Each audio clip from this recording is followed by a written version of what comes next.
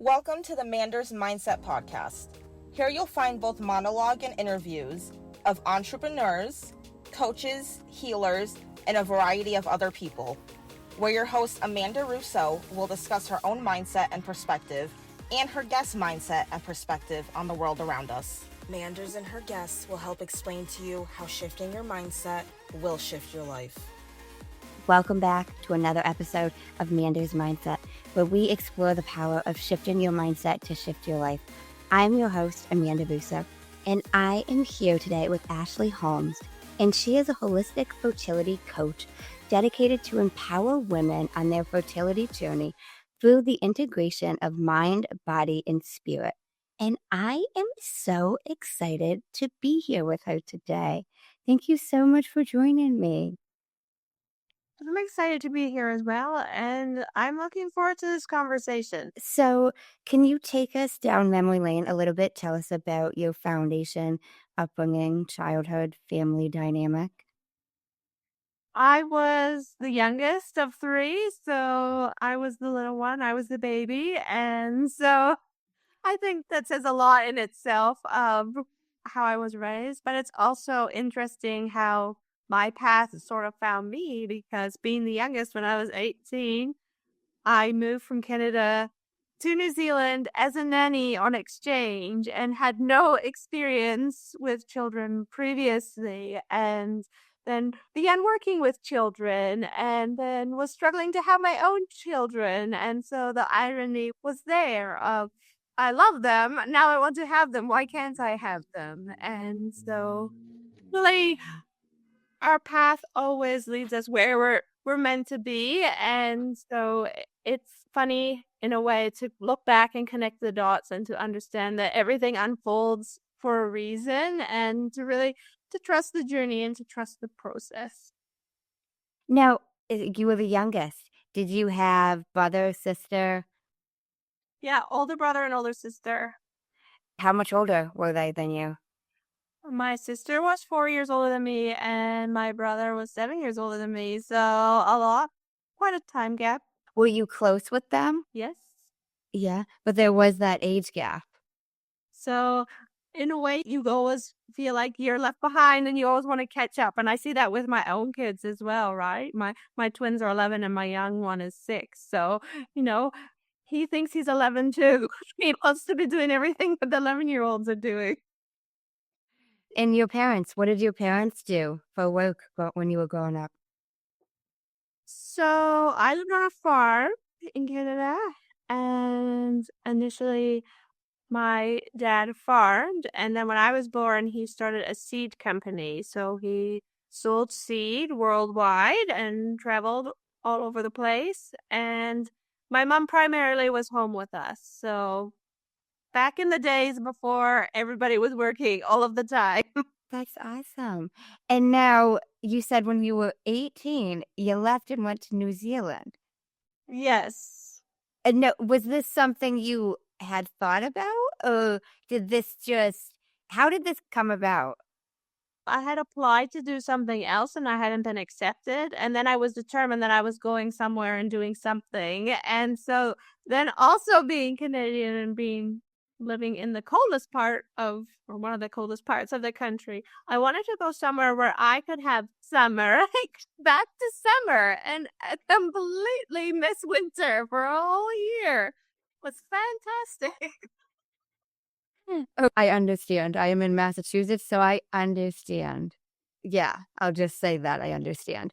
Wow. Okay. So I want to backtrack a tad I want to go into schooling a little bit. Like how was grade school, high school, and all of that for you? Were you into school, into your academics? Yes, I was into my academics. I definitely excelled at writing and English more so than math. And so I did come back and go to school, but it was good. I didn't take 1 year, I took 2 years.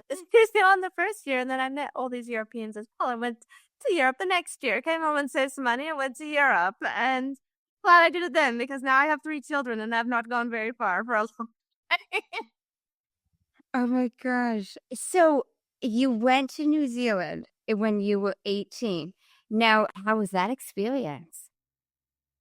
It was amazing. It was very much a culture shock initially. It was like stepping back in time because this was in 2000. So New Zealand really, it's not like it is nowadays with the internet and everything at the touch of our fingertips. It was very much like the movies, the music, the everything was just like stepping back in time. And it was really actually quite refreshing to be stepping back in time, right? And to get away from the way that North America is and to experience, Christmas in New Zealand for the first time, which is summer, which doesn't feel like Christmas when you're used to growing up in the snow and the cold.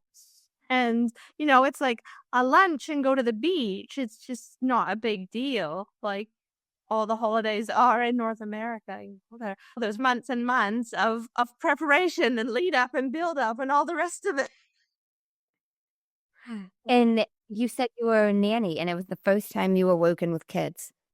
Yes, I was a nanny, so that was a learning curve, but it was a good learning curve. It was a sweet learning curve. I feel like I really fell in love with kids from that experience and just found so much joy in their pure innocence and their spontaneity and their ability to just be present, say whatever comes out of their mouth in the moment, and all stuff. That's so true. I've worked at quite a few daycares throughout my life, and I love that too. They can just say what's on their mind. They don't hold back because they have not been through so much of society's conditioning that like gets us to not, Yes. to not say what we're truly thinking or feeling. Yes, absolutely. 100%. It's unfiltered. And I love that. It's just pure and real and raw. And, they can only experience one emotion at the moment. So if they're sad and if they're mad and if they're happy and jumping and bouncing up and down with excitement, you know it. There's no mask. Now, so when did yoga come into play for you? How did you discover that? How did you get down that realm? I actually did my first yoga class ever in New Zealand when I was 18, but a few years later, my husband was like, "What do you mean you fall asleep at the end?" I'm like, "I don't know. I just fall asleep. It's great."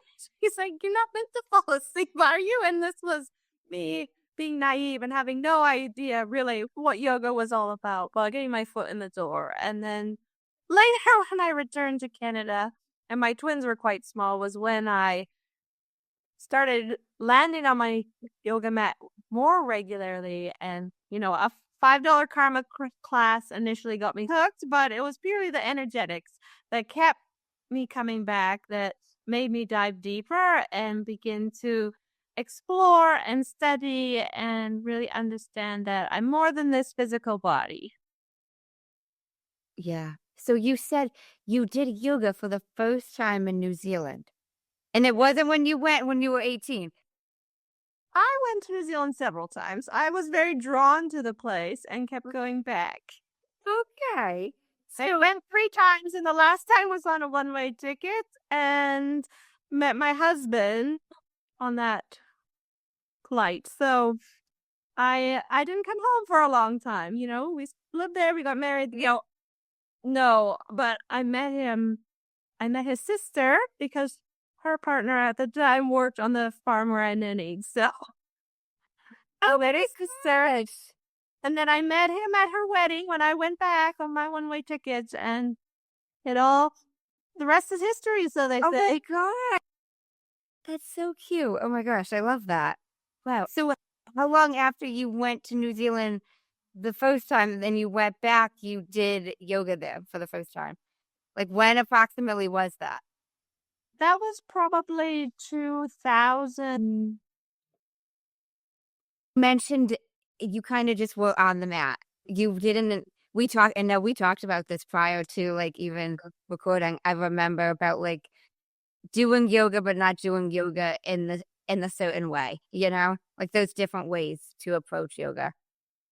Oh, definitely. I needed to get my toes more than just wet. And I needed and so grateful every single day for a deeper understanding to practice it in the way that I truly feel that it's meant to be practiced and to understand the lasting effect and the impact that has on your entire state of being and your health and your wellness and the way that you can show up for yourself day in and day out. And I think everybody should do yoga in my opinion. And I feel like there is a yoga practice for every person and they just need to find that for themselves. And there's different ages and stages where certain practices might suit us best or for what we're experiencing in our life. Now, you mentioned you got back into yoga when your twins were born and you were doing it more mindfully. Yeah, I kept showing up, and that the initially it was the hot yoga that drew me in, the hatha yoga, and the same poses, the same rinse and repeat every time, and that led me to do hot yoga teacher training. But that in and of itself was great, but that's not really what led to my own inner personal transformation and spiritual awakening. It really was studying with a former monk after that and really deeply embodying these practices and understanding the ancient wisdom behind them. Okay. And now when and where did you study with the monk? Locally here, where I live in Kamloops, British Columbia, and now I'm studying still with his guru in India. So I am a forever student and a forever learner because I feel like there's so much that I want to keep discovering and keep learning. And in doing so, I'm able to help other people even more. It's really understanding our mind and the consciousness of our mind and where we're struggling and where we're suffering, which so many people worldwide are, whether it's infertility or it's something else. We're all going to face obstacles, and often we don't have the resources within us to navigate those with much ease. Yeah. So what would you say is the first step to discovering some resources? I think the first step is to be curious, to be open minded, and to see what else is available to us because all of these modalities are available to us and they all offer so much healing and possibility for us to be able to tap into. If you're feeling stuck and you're frustrated with where you're at, and you can notice that you keep repeating the same cycles over and things keep showing up for you, then perhaps it's time to choose a different path and a different way forward. That makes a lot of sense. So now, can you take us down a little bit about your fertility journey, your pregnancy journey, and that process? Definitely. Over a decade ago, back in Canada, my husband and I were trying to conceive and it wasn't happening. And I was in denial because I was still in my late 20s and thought, I'm young, I'm healthy, this is going to happen. And realizing this wasn't happening. And at that point in time, thinking the only way that we would be able to was to go to a fertility clinic. And yes, we were blessed with twins eventually, but the emotional and mental toll that took on me meant that it wasn't something I was ever willing to go and do ever again. And so I walked away from that experience thinking I couldn't have more children on my own and didn't have any answers for my unexplained infertility from the doctors. And I feel like I found my own answers. I was able to find those when I found the monk. And when the student is ready, the teacher appears. I didn't land on my yoga mat with that goal in mind, but that is what helped to heal me and to bring more life into our family in a way that felt in alignment with mind, body, and spirit. Okay. And now, were you doing yoga the first time around when you were trying to get pregnant? No, I was not Not at all. at all. Oh, wow. Okay. Okay. That's something to notice, like that. No, just that you didn't have, even though you were going to the fertility clinic, like you weren't doing any of the yoga. You know what I mean? I wasn't doing any of the yoga. I was going to the gym, but I wasn't doing the yoga. And I think that there is really not enough to be said for how we live our lives, how we think we need to be healthy, and it's all yang and there's no yin, there's no balance. We're bringing this same masculine energy into everything we're doing, including trying to conceive, and it is not the easiest route to get there because we need to have balance. We need to embrace the divine and the feminine within us, and we need to realize that the way to achieve our goals is in the present moment, and to stop focusing so much on the baby and to focus on the inner work that we can be doing, and to shift that locus of control from external to internal. Because I was outsourcing all of my power to the medical experts and thinking if they can't help me, then we're not going to have any children. And it's simply not the truth. And so that was my own discovery and my own learning. And so I really just want to empower women to know that to focus on what you can do for yourself on this journey and to really surrender and let go of the rest. You know, some things you have control over and other things you don't. But there's a lot within us that we can, and it starts in our mind. No, that's so true. I love how you said it starts in our mind. It makes a lot of sense. You know, that's so fascinating to me, though, that you had such a different experience from one to the other. I will dive even deeper into that of the mindset the first time around was very much a victim mindset, very much a lot of stress, a lot of struggle, which led to a high-risk pregnancy, an emergency C-section, a longer postpartum recovery. And on the flip side, when I conceived naturally, I was in the middle of prana meditation training. I had a Buddha baby in my belly. I was able to go hiking when my water broke. I was able to have a VBAC and be back at Baby and Me Yoga 10 days later. So I was deemed geriatric at the time, and yet it was a night and day difference, and I felt 1,000 times better. Wow. I really like how you mentioned as well about the yin and the yang, you know, like there's got to be both with everything. You know, we can't approach it all with just this masculine energy, you know, like it's great and it helps with the goals, but there's got to be that fluidity, like the feminine, like, you know what I mean? Like and even as you mentioned goals, you know, like the masculine with this structure and this routine and like, this is how it has to be.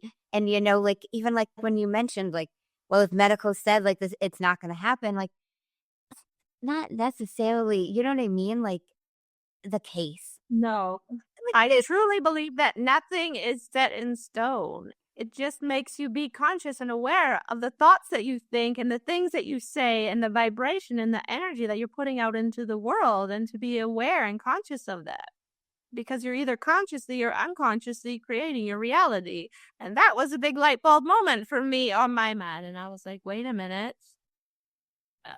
It gave me so much pause of realizing that I had unconsciously been creating the reality that I didn't desire, but that also meant I could consciously create the reality I did desire. And that was a big wake-up call to me to be conscious, to be aware, to stay present as much as possible. Yes, we all have, you know, thoughts that arise throughout the day, but to pay attention and to notice and catch myself when I was thinking about thoughts that didn't serve me, and to consciously choose and know that a thought can just be a thought and I don't need to amplify it with an emotion and a feeling behind it and have that energetically land in my body and stay stuck in that place.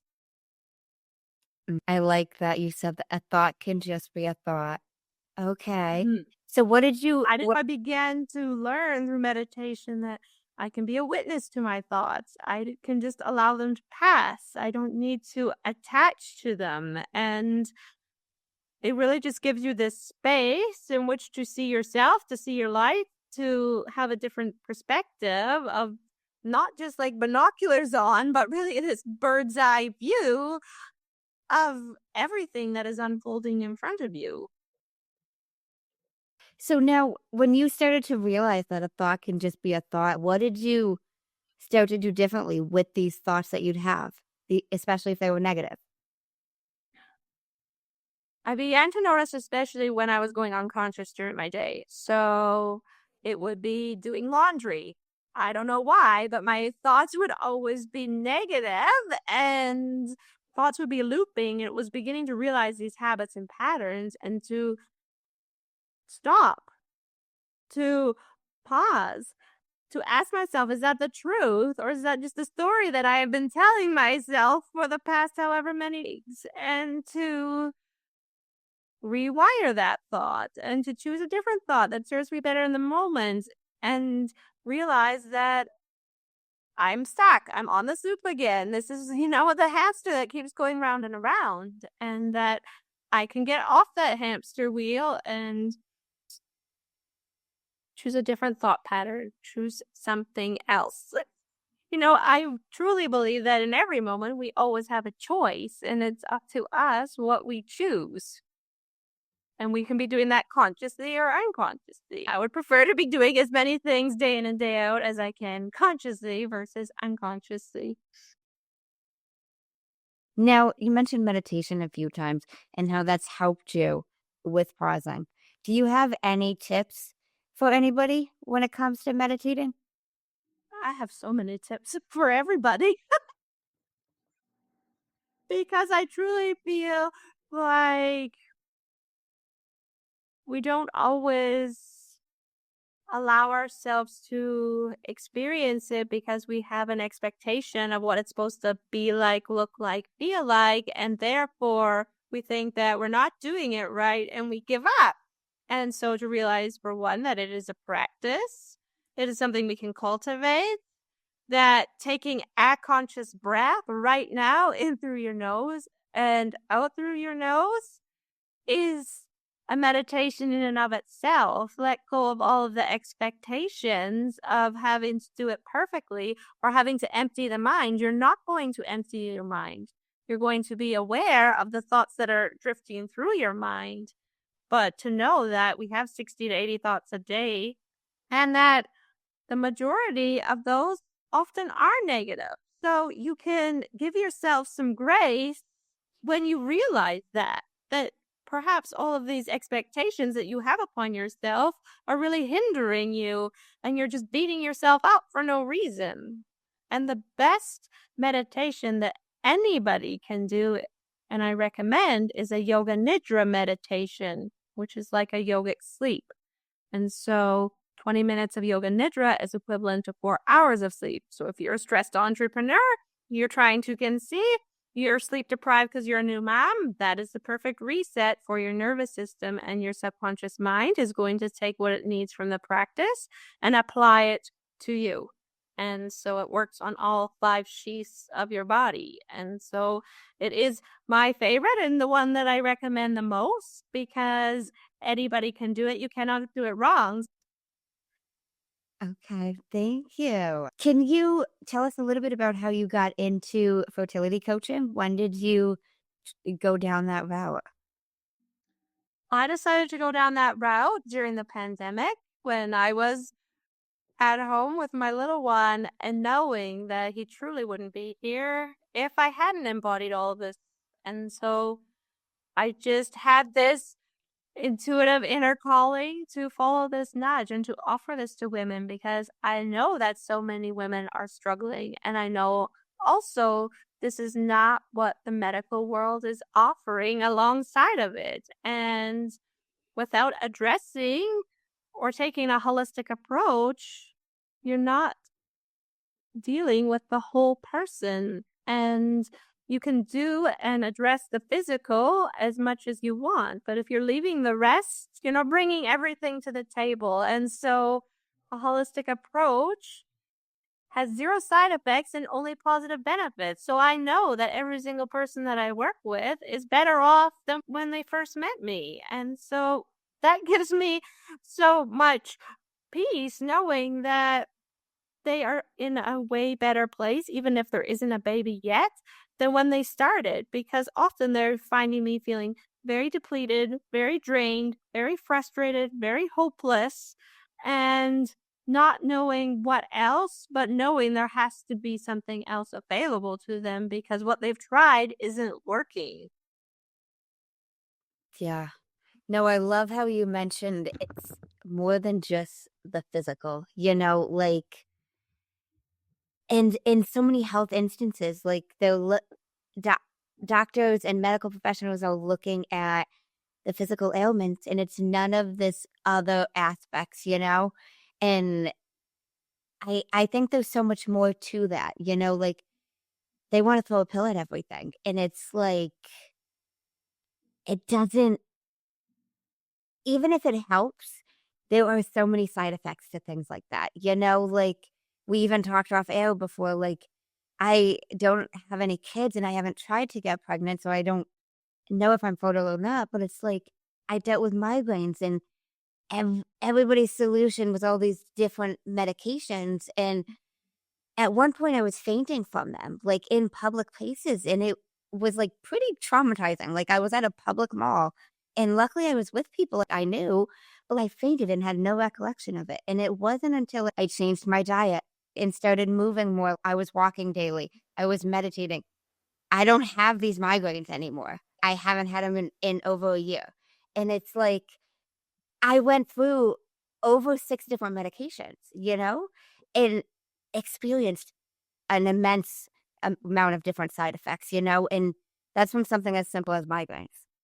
It's always the option to medicate will always be there, but I really, truly want people to get to the root cause because even if you get pregnant once, it doesn't mean you're not going to suffer with secondary infertility. You haven't actually addressed the root, even if you've medicated your way there. For unexplained infertility, yet I found my own answers because I understood that it was one, my mindset and the energy that I was bringing to it.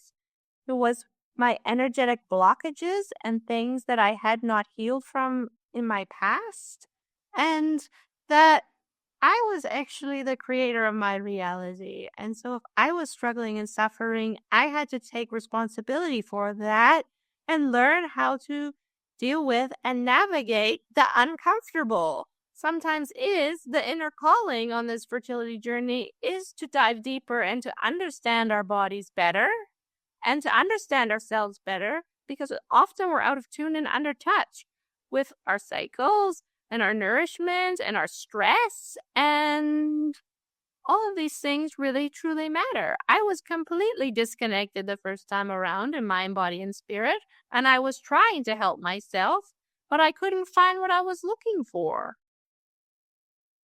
Yeah. No, I think that's a big key is, like you mentioned, understanding ourselves better. And I think getting to the root of that is gonna help with everything. No matter what it is you're trying to do, if you understand yourself better, like the root cause of it. You mentioned energetic blockages. Do you mind delving into, like, some of what you noticed was an energetic blockage for you? Definitely. So your energetic body is comprised of your chakras. And so a lot of the work I do is with the root chakra and with the sacral chakra, because at your root, that is your safety, your security. And so even though I'm saying these things and you may be thinking, I feel safe, I feel secure, with your partner, with where you live, perhaps your job, stability, those types of things. Perhaps your nervous system doesn't feel that way. And you can do everything under the sun. But if your nervous system is not feeling safe and secure, then it's going to be very hard for you to achieve what you desire in your life. Working with the nervous system is your reproductive organs are housed in your sacral chakra, and this is where your emotions and your creativity and your sensuality and those energies are housed as well. If you are struggling to conceive, these energies are not in balance because if they were in balance, then you would be conceiving without an issue. It's not just this. There's the nourishment piece to it as well. And this isn't a one size fits all or a one quick, easy answer. It isn't. But when you address all of these things and you look at all of these aspects of yourself, then you really start to come back to and remember your wholeness, because so many people fill out their forms saying, I feel broken, I need fixing. And it's looking at the narrative within your mind and the conversation that you're having internally with yourself as you're going through this, because most people aren't having a positive self-esteem when they're going through this, because this is affecting them negatively. It's affecting how they feel as a woman, as a wife, as a daughter, and the list goes on and on. And so there's all sorts of stress and pressure that we're putting on ourselves. Yeah. No, that makes a lot of sense. How would you say breathing ties into that? Breathing ties into that in a big way, because when we're stressed, we're only breathing shallowly. We're not breathing into our belly. And as much as society says we are supposed to walk around all day with our belly button pulled to our spine, we are not.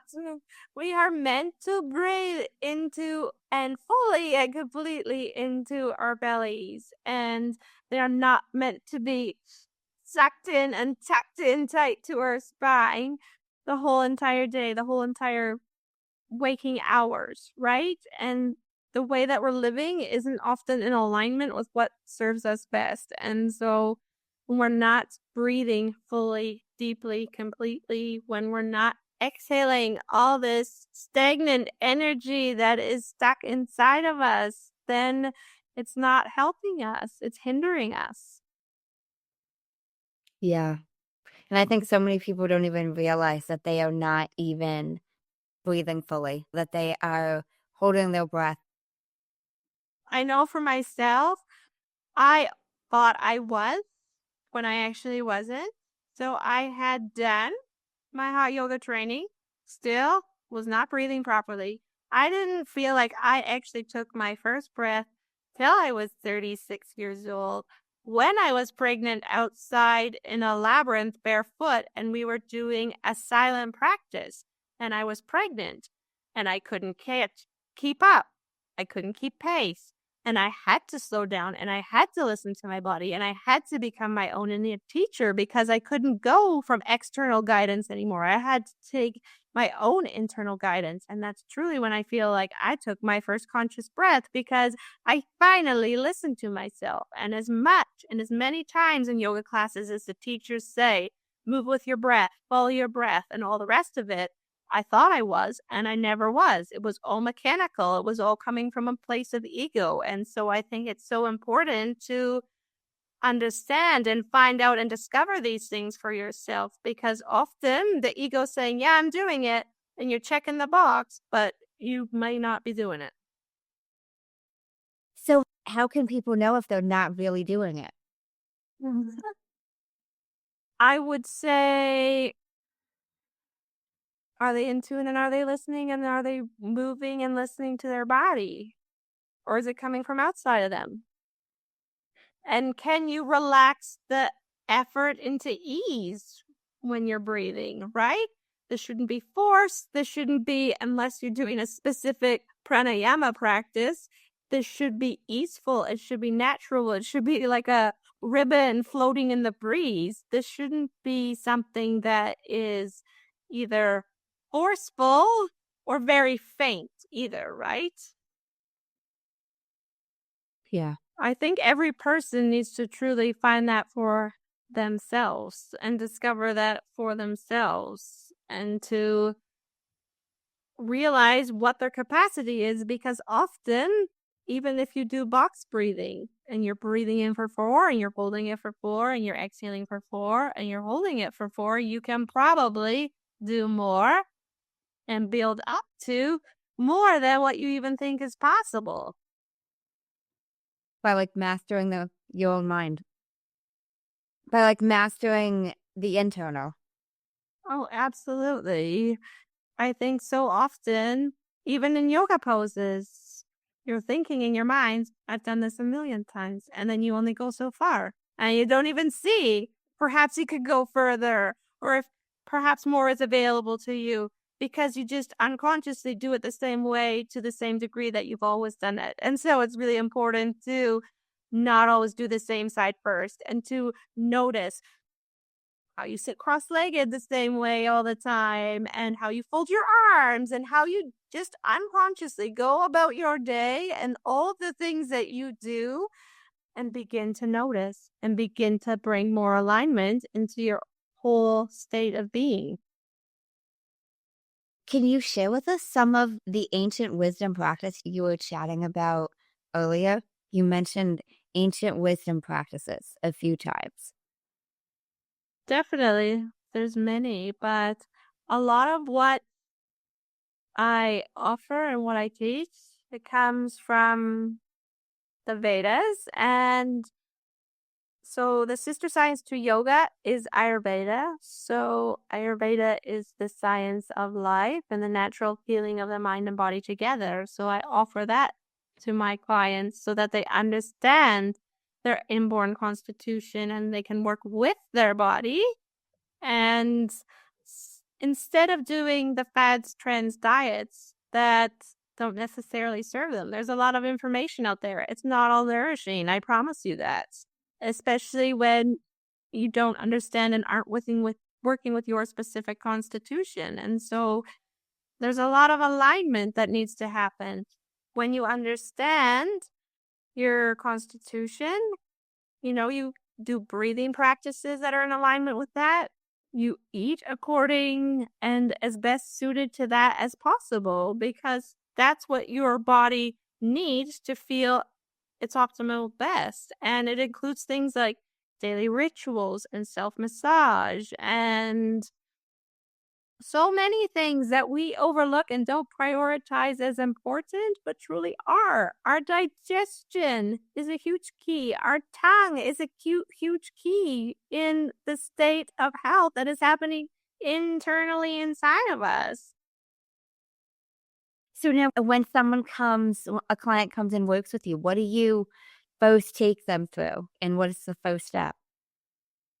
The first step is to write down and look at where they're at, to assess where they're at when they're coming to me, and then to create the path forward. And so it's taking simple, mindful steps forward. And once they start to implement these things, the shifts and changes are noticed quite quickly, quite astronomically, of brain fog clearing that comes with having so much on their plate and so much in their mind, from appointments and acupuncture and all of these things that they're trying to do to actually be in a better state and place of being. And food tasting better is a big one that people have said, because our palate has adjusted to all of these things that have been added to our foods. And once we actually start to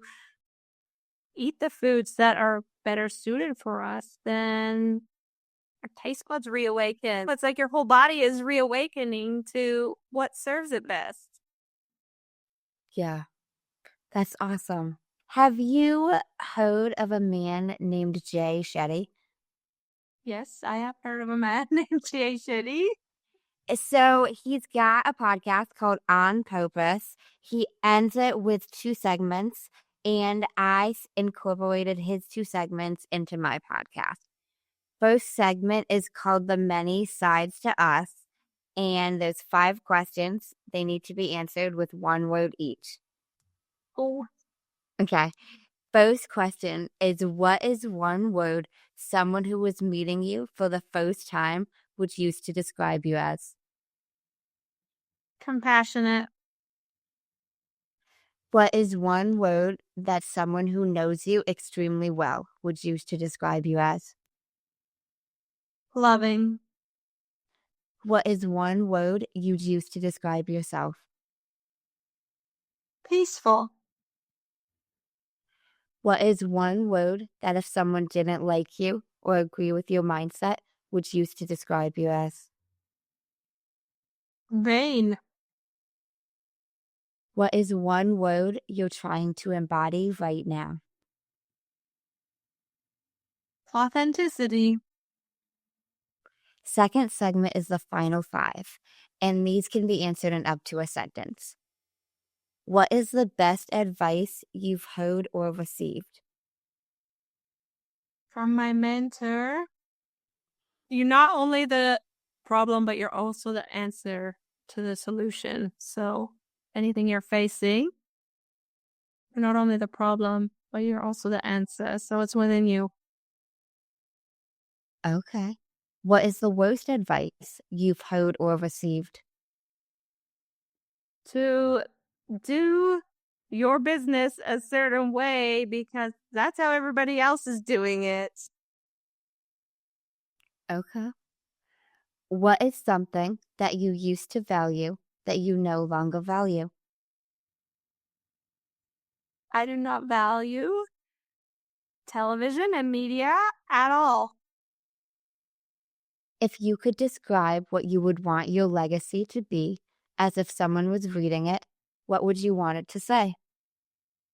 I would want it to say happiness, health, and healing is in our own hands always.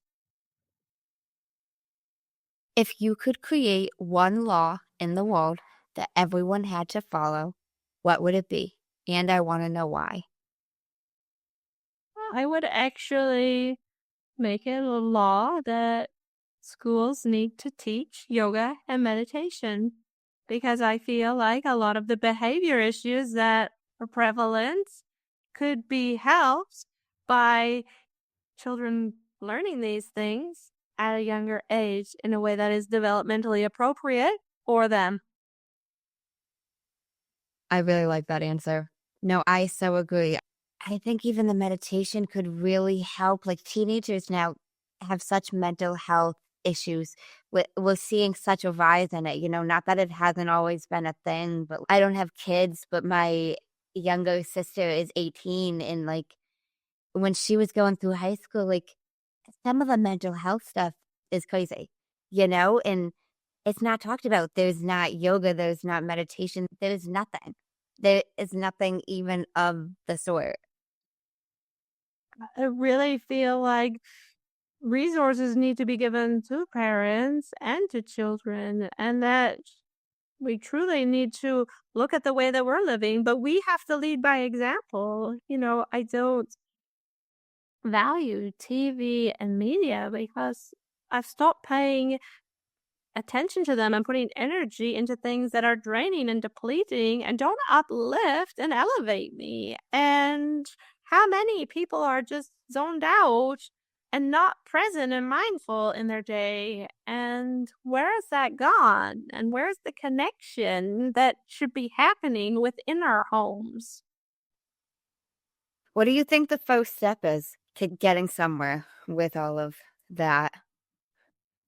I think for myself, one of those steps has been that I volunteered at my kids' local school to do yoga with the kids in the classes because that's something that I can do and I'm happy to do and I want to do because I know that and have been told and thanked and had such gratitude from these kids because it's not something that's in their world. And I don't in any way, shape, or form make my kids do these things, but they'll hop into a yoga pose or they'll say "oh" if and when they feel like it in all sorts of random places, and I love it. But I don't ever want it to be something that is forced or isn't coming from them because it's not going to be long lasting and it's not going to have the effect that it could and should and I would want it to have.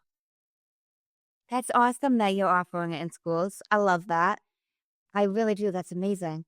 The first time I ever actually did yoga myself, I was in high school. I was a freshman, and it was actually in PE. They had the yoga studio in the town randomly came and put on yoga for PE for everybody that day. Like, gym wasn't an option. We just did a yoga class, and I loved it.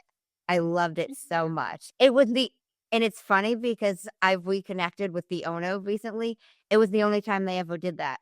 She's never it was like a real that I happened to get to do it, but it was so amazing, like even if it's not something that's like an all the time thing, and even like you mentioned, not forcing it, like I think having the option is really beneficial, you know? Like, granted, there were boys and there were plenty, it was mainly the guys that didn't really enjoy it, that didn't necessarily want to do it, but it's like having that as an option to do was so beneficial, you know? Absolutely. I've done it outside when I can and like barefoot on the grass to be able to bring that to a kid who probably really needs it because to get to that state and place so quickly is just, and to know that there's so much more going on for them internally than just these poses and just moving through these forms and shapes. And that is a gift to see and be able to give that because when I used to teach, in person and not all online, you could see in Shavasana, sometimes people would take almost the entire time before they were able to relax, before they were actually able to let go. And I think we just need to be conscious and aware of the stressed out lives we're living and take these moments and prioritize these moments for ourselves because we can't continually stay in this chronic state of stress. Yeah. No, that's so true. Do you got any suggestions? Just personally, I'm curious, like for the world in general to get mindfulness practices offered to younger people? Like, I'm curious. It's something that I really think would really benefit. I think my kids have had some great teachers over the year who have incorporated things like that during the day. My kids, before I even knew and had practiced much Kundalini yoga, they were doing sa ta na ma with their teacher. And I was very impressed when I came to find out and to understand that obviously she practiced that and she brought it into the classroom, but she didn't make it a big thing. But I think that